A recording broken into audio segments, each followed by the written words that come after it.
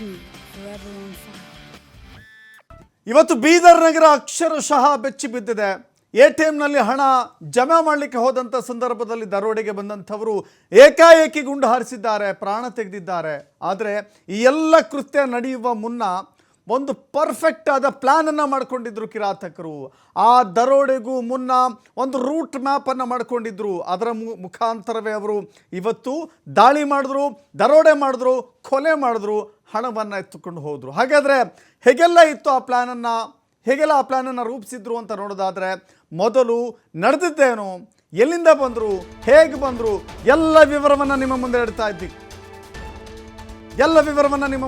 ಇದ್ದೀವಿ. ವಾಚ್ ಮಾಡಿದ್ದಾರೆ. ಎಲ್ಲಿ ಬರ್ತಾರೆ, ಹೇಗೆ ಬರ್ತಾರೆ, ಎಷ್ಟು ಜನ ಇರ್ತಾರೆ, ಎಲ್ಲಿ ನಾವು ಅಟ್ಯಾಕ್ ಮಾಡ್ಬೋದು, ಹೇಗೆ ಹಣವನ್ನು ಕದ್ದೊಯ್ಬೋದು ಅಂತ ಕಂಪ್ಲೀಟಾಗಿ ವಾಚ್ ಮಾಡಿದ್ದಾರೆ. ಅದರ ಪ್ರಕಾರವೇ ಪ್ಲಾನನ್ನು ರೂಪಿಸಿದ್ದಾರೆ. ಕೆಲ ದಿನಗಳ ಹಿಂದೆಯೇ ಹಣ ದೋಚಲಿಕ್ಕೆ ಪ್ಲಾನ್ ಮಾಡ್ಕೊಂಡಿದ್ರಂತೆ. ಎಟಿಎಂಗೆ ಹಣ ಹಾಕೋಕೆ ಅವತ್ತೇ ಬರ್ತಾರೆ ಅಂತ ಗೊತ್ತಿತ್ತಂತೆ. ದರೋಡೆಗೆ ಮುನ್ನವೇ ಲಾಡ್ಜ್ನಲ್ಲಿ ಪ್ಲಾನ್ ಮಾಡ್ಕೊಂಡಿದ್ದು. ದರೋಡೆಗೆ ಪ್ಲಾನ್ ಮಾಡಿಕೊಂಡಿದ್ದು ಬೀದರ್ನ ಗುರುದ್ವಾರದ ಬಳಿ ಇರುವಂಥ ಲಾಡ್ಜ್ನಲ್ಲಿ.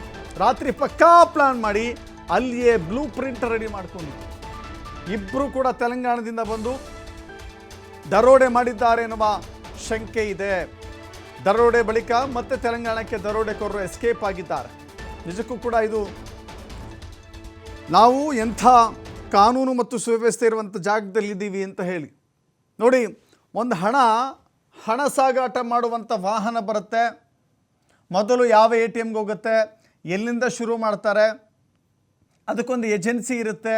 ಏಜೆನ್ಸಿಯ ಸೆಕ್ಯುರಿಟಿ ಯಾವ ಲೆವೆಲ್ಗಿದೆ, ಎಷ್ಟು ಜನ ಇರ್ತಾರೆ, ಎಷ್ಟು ಜನ ಆಪ್ರೇಟ್ ಮಾಡ್ತಾರೆ, ಹೇಗೆ ಅದನ್ನು ತೆಗೆದುಕೊಂಡು ಹೋಗ್ತಾರೆ, ಹಣದ ಪೆಟ್ಟಿಗೆಯನ್ನು ಹೇಗೆ ಸಾಗಿಸ್ತಾರೆ, ಎಲ್ಲವನ್ನು ಕೂಡ ನೀಟಾಗಿ ಅಬ್ಸರ್ವ್ ಮಾಡಿದ್ರು.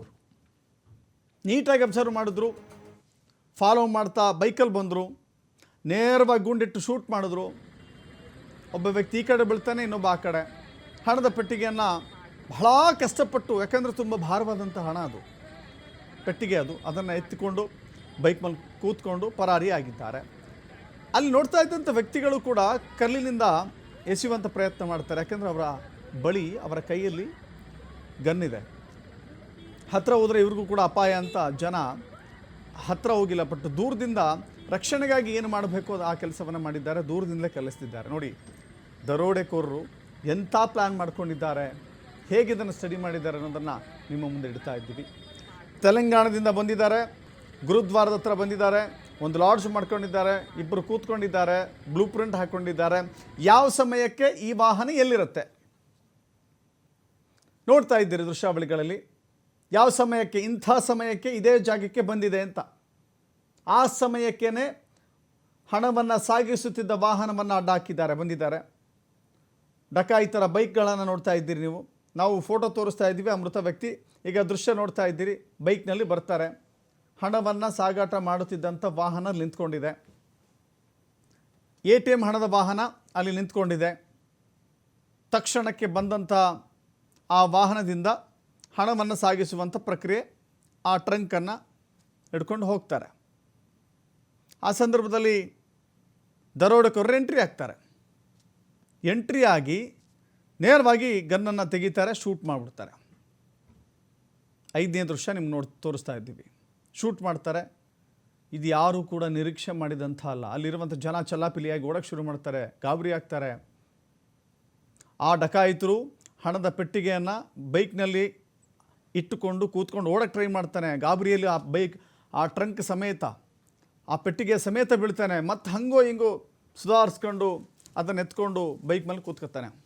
ಹೀಗೆ ಇಷ್ಟು ಜನ, ಇಬ್ಬರು ಹಣದ ಬಾಕ್ಸ್ ಸಮೇತ ಅಲ್ಲಿಂದ ಪರಾರಿ ಆಗ್ತಾರೆ. ಹಣದ ಬಾಕ್ಸ್ ಸಮೇತ, ಬಾಕ್ಸನ್ನು ಕೂಡ ಎತ್ಕೊಳ್ಳೋಕ್ಕೆ ಶಕ್ತಿ ಇರಲ್ಲ ಅವನಿಗೆ. ಹಾಗೆ ಇದೊಂದು ಪ್ರೀ ಪ್ಲ್ಯಾನ್ಡ್ ದರೋಡೆ, ಪ್ರೀ ಪ್ಲ್ಯಾನ್ಡ್ ಮರ್ಡರ್. ಬಾಕ್ಸ್ ಇಟ್ಕೊಳ್ಳೋಕ್ಕೂ ಕೂಡ ಆಗಿಲ್ಲ ಅವರಿಗೆ. ಇವ್ರು ಯಾರು, ಏನು, ಎತ್ತ ಅಂತ ಹೇಳಿ ಪೊಲೀಸರೀಗ ಸರ್ಚ್ ಮಾಡ್ತಾ ಇದ್ದಾರೆ. ಬಹುತೇಕ ಇವರು ತೆಲಂಗಾಣದವರು ಅನ್ನುವ ಮಾಹಿತಿ ಸಿಗ್ತಾ ಇದೆ. ಬೀದರ್ ತೆಲಂಗಾಣಕ್ಕೆ ಅಂಟಿಕೊಂಡಿದೆ.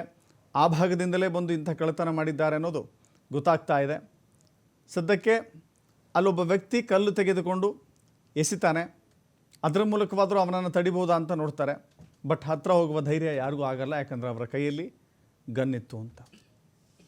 ಹೀಗೆ ಹಣವನ್ನು ಇಟ್ಕೊಳ್ತಾರೆ, ಎಸ್ಕೇಪ್ ಆಗ್ತಾರೆ. ಇದೊಂದು ಪ್ರೀ ಪ್ಲ್ಯಾಂಡ್ ದರೋಡೆ, ಡೊಕಾಯಿಟಿ. ಸದ್ಯಕ್ಕೆ ಪೊಲೀಸರು ಇವರ ಬೆನ್ನು ಬಿದ್ದಿದ್ದಾರೆ. ಯಾರು ಏನು ಎತ್ತ ಎಲ್ಲವನ್ನು ಕೂಡ ಪತ್ತೆ ಹಚ್ಚಲಿಕ್ಕೆ ಮುಂದಾಗ್ತಾ ಇದ್ದಾರೆ.